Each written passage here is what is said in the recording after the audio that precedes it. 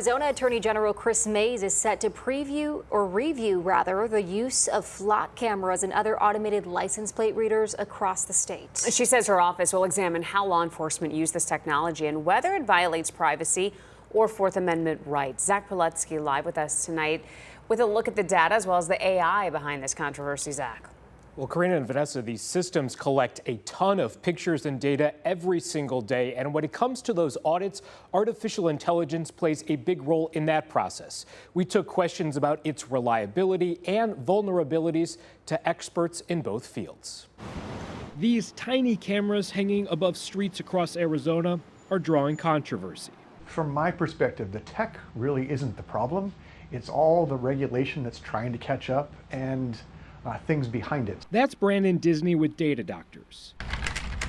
These cameras capture images constantly, anytime a vehicle passes. Part of the big problem is the data is very accessible. Arizona Attorney General Chris Mays plans to audit flock and similar technology statewide. In just the last month, we've seen 2 police officers resign after being accused of misusing the data.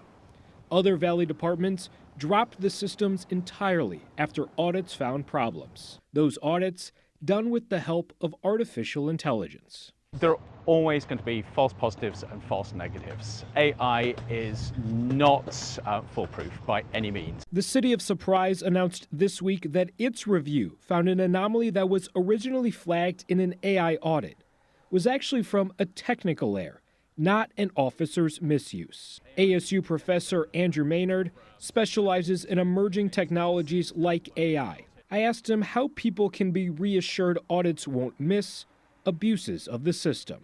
It's always useful to have humans in the loop. So if it looks like there's been misuse or something, actually have a human check it. As the debate over flock cameras grow, its data remains a flashpoint. At the end of the day, it's just a large mass of data, and controlling access, having ways to log things properly, having some proactive monitoring, those are all things that seem kind of like a no-brainer.